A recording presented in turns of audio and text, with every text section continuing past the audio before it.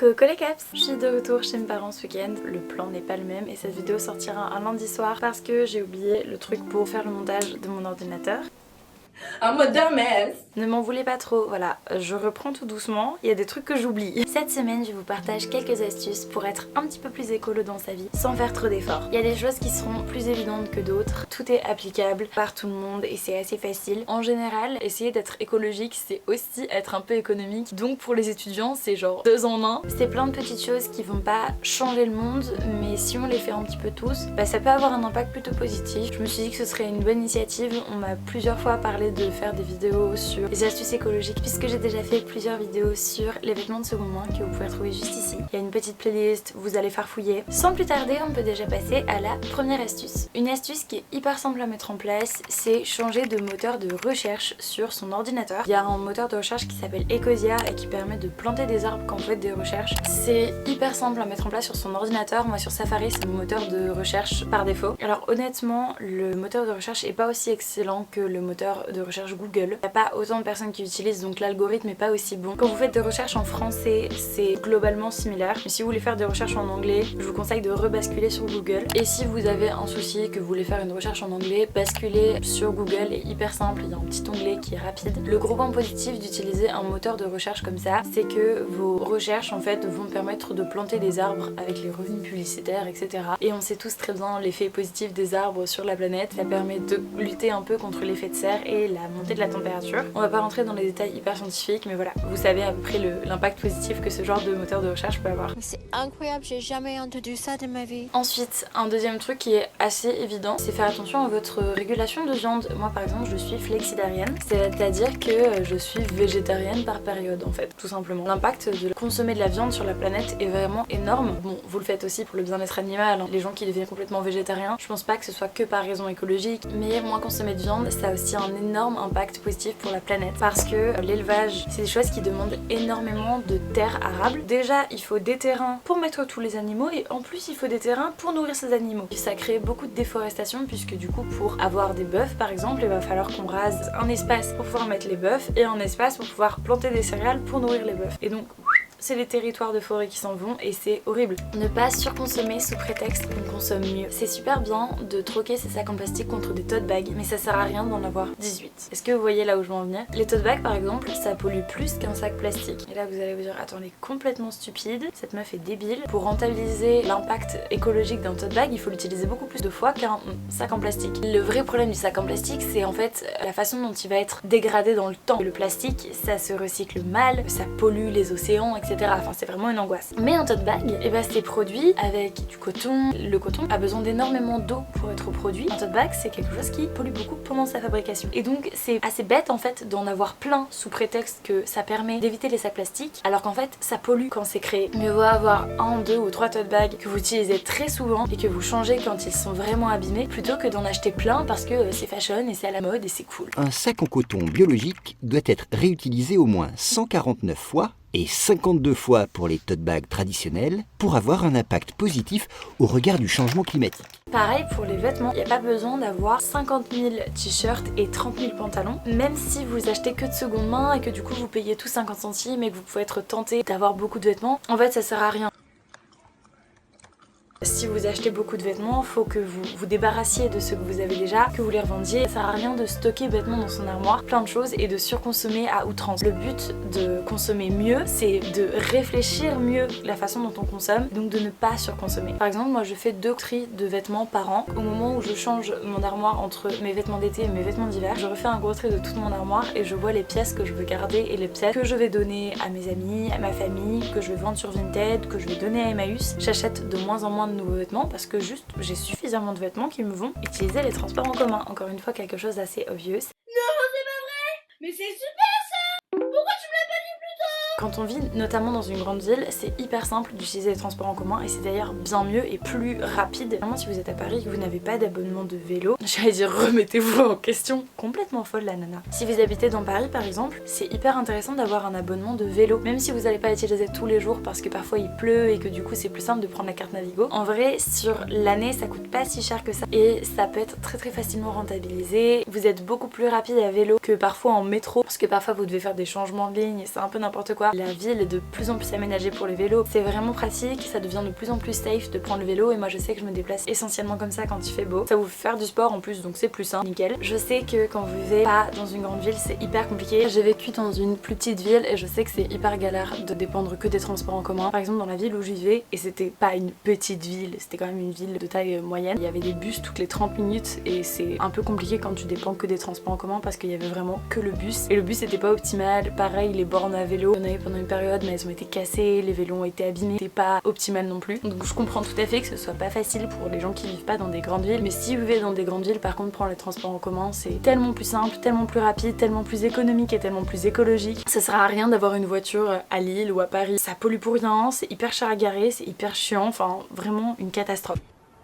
C'est nul! Et en plus c'est dans les embouteillages qu'on pollue le plus, donc vraiment avoir une voiture dans une grande ville c'est pas hyper logique, c'est vraiment le truc le moins écolo possible. Maintenant on va passer dans des astuces qui sont hyper simples à mettre en place mais parfois on n'y pense pas. Cinquièmement, débranchez vos appareils quand vous dormez. Votre box internet ça sert à rien de la laisser allumer la nuit. J'ai acheté des multiprises pour toutes mes prises. Acheter des multiprises ça vous permet de débrancher tous vos appareils à la fois le soir et comme ça je sais que j'utilise pas d'électricité inutilement donc c'est plus pratique comme ça. 6. Acheter des produits zéro déchet. C'est en général beaucoup plus économique et plus écologique. Par exemple les savons solides, vous pouvez faire souvent plus longtemps avec, mais en général mes savons solides, je les garde 4-5 mois quand c'est un savon pour le corps. Et encore là ça fait plus parce que le savon pour le corps que j'utilise encore et que mon copain utilise, ça fait 5 mois que je l'ai. Et il est encore là et il en reste encore pas mal. Donc il va faire quasiment la moitié d'une année. Il m'a coûté 5 € parce que c'est un savon de Marseille et vraiment trop pratique quoi. Et ça venait sans emballage, ça périme pas, c'est juste trop pratique, vraiment. Pareil le shampoing solide, c'est vraiment trop cool. Ça je peux comprendre que ce soit plus compliqué de faire une transition quand on a toujours eu des shampoings liquides vers un shampoing solide parce que souvent ça mousse pas. Celui que je peux vous conseiller c'est celui de chez Respire. J'avais rencontré du coup la fondatrice une fois, elle avait fait une conférence, une sorte de meet-up au drugstore parisien et elle avait expliqué qu'elle avait conçu son shampoing pour qu'il mousse justement, pour qu'il soit aussi agréable pour la planète que dans l'utilisation pour le consommateur. Et c'est vrai que je l'ai testé, il sent trop bon et il mousse. J'achète plus que celui-ci.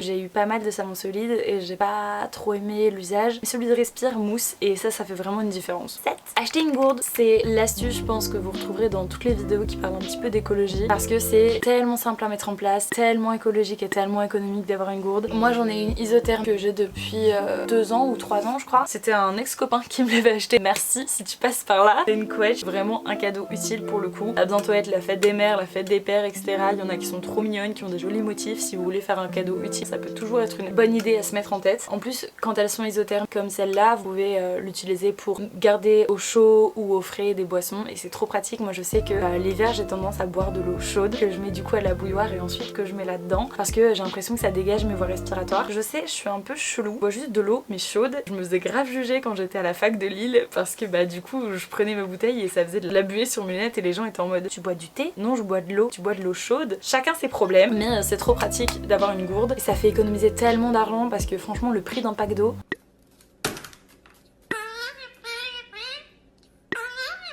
rien vous empêche après si vous n'aimez pas l'eau du robinet d'avoir une carafe. J'ai une copine aussi qui a acheté un truc, c'est des sortes de charbon de bois qu'elle met dans l'eau et ça récupère du coup les déchets et ça change un peu le goût de l'eau et c'est meilleur. Petite photo là. J'avais une carafe Brita, je sais qu'elles sont pas très bonnes pour la planète et tout donc je vous les recommande pas. Maintenant je bois l'eau du robinet parce que je me suis habituée et qu'à Paris l'eau elle a pas mauvais goût. C'est l'eau de la Seine. Elle a peut-être été au contact de cadavres mais depuis elle a été clinée. Moi ça me dérange pas de boire après les cadavres. Je n'en ai rien à faire, c'est pour économiser de l'argent. Donc voilà, ça c'est genre le geste écologique, je pense, le plus simple à mettre en place. Si vous achetez une gourde en plastique, faites attention à ce qu'elle soit BPA free, bisphénol A, particule dans le plastique qui vient se mettre dans l'eau et qui est pas très bonne pour le corps humain. Et du coup maintenant les gourdes qui sont produites et qui sont faites en plastique en général, elles sont sans bisphénol A. C'est indiqué comme un sigle en dessous de la bouteille que c'est sans bisphénol A. Faites attention à ça, c'est un petit tips à savoir si vous voulez vous acheter une gourde ou acheter une gourde à un de vos proches. 8.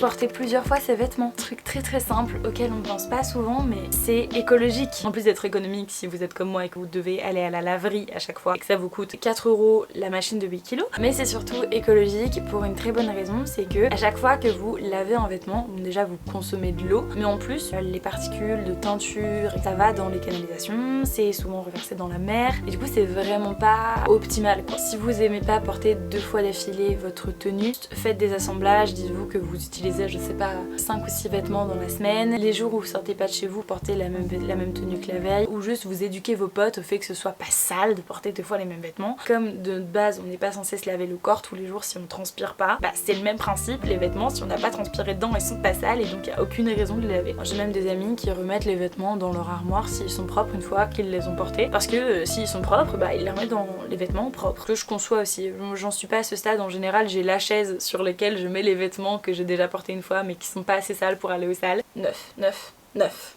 Ça c'est une astuce qui s'adresse qu'aux femmes, mais la suivante s'adressera à tout le monde à nouveau. Utilisez des culottes de règles ou des serviettes réutilisables. Je sais que c'est un budget d'acheter des culottes de règles ou des serviettes réutilisables d'ailleurs, mais c'est très rapidement rentabilisé. Ça fait quasiment 3 ans que je porte des culottes de règles maintenant. C'est trop pratique, en plus c'est hyper confortable, j'ai jamais eu de problème de fuite. Les culottes de règles faut les changer normalement au maximum toutes les 8 heures. Il y a des gens qui vous diront de les changer plus souvent, comme on change une serviette hygiénique plus souvent pour ne pas rester avec ces bactéries. J'ai jamais eu aucun problème, mais après j'ai pas spécialement de problème à cet endroit là, donc je sais pas si peut-être que vous avez des sensibilités ou quoi, faudrait voir avec une gynécologue, mais moi j'ai jamais eu de problème avec la culotte de règles. Ça se lave très facilement, moi, en général je les lave à la main puis je les passe à la machine. Bon, c'est un peu une organisation maintenant que je suis à la laverie et plus avec les lessives de maman, mais ça reste largement vivable. Je vous conseille d'en avoir au minimum 3 pour faire un vrai roulement pratique. En tout cas au début j'ai commencé avec 3, maintenant j'en ai bien plus. À un moment donné tu rentres dans le game de la culotte ou pas quoi. Et si vous êtes pas hyper à l'aise avec l'idée d'avoir une culotte de règles que vous gardez, vous pouvez toujours acheter des serviettes réutilisables, donc que vous passez à la machine et que vous mettez sur votre culotte comme une serviette hygiénique normale, mais au moins elle sera pas faite en plastique, elle sera pas pleine de chlore et elle vous empoisonnera pas, en plus de ne pas polluer la planète. Et si vous trouvez que c'est trop cher, ce que je peux complètement comprendre, rien ne vous empêche d'en demander à votre anniversaire ou à Noël, ou simplement de passer par des sites comme Beauté Privée, Groupon, qui parfois font des ventes. Moi mes premières culottes de règles c'était des Blooming et je les avais eues sur Beauté Privée. Je crois que j'avais payé 12 € la culotte, un truc comme ça, parce qu'elles étaient vraiment en giga promo. C'était un premier test et je les avais adorées, je les porte encore aujourd'hui. N'hésitez pas à vous renseigner de ces côtés là, ça peut toujours être intéressant. Je sais qu'il y a les influenceurs qui font souvent des codes promo aussi,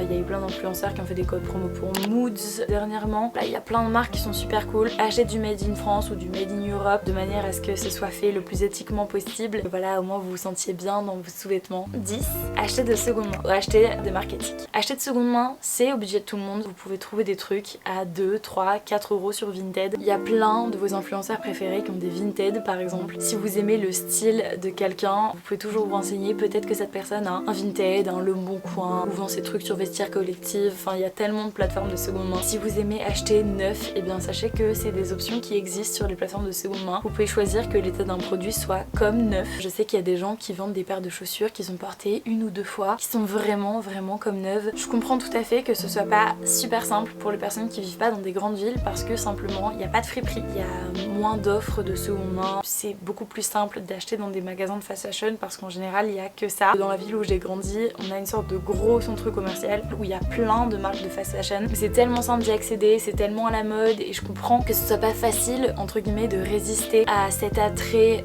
des nouveaux vêtements qui sont à la mode et qui sont cool, surtout si c'est compliqué d'acheter de seconde main. Il y a toujours des marques qui sont plus éthiques que d'autres, vous pouvez vous renseigner. Il y a des marques aussi qui sont pas hyper éthiques mais qui font des gammes qui sont plus éthiques que d'autres. Il y a des marques qui font des efforts, et pour commencer vous pouvez peut-être vous diriger vers ces marques là et ensuite peut-être faire une transition vers du seconde main. Vinted est une très bonne alternative, peu importe où vous vivez, même si dans votre ville il n'y a pas trop de friperies, vous pourrez toujours trouver votre bonheur sur les plateformes de seconde main.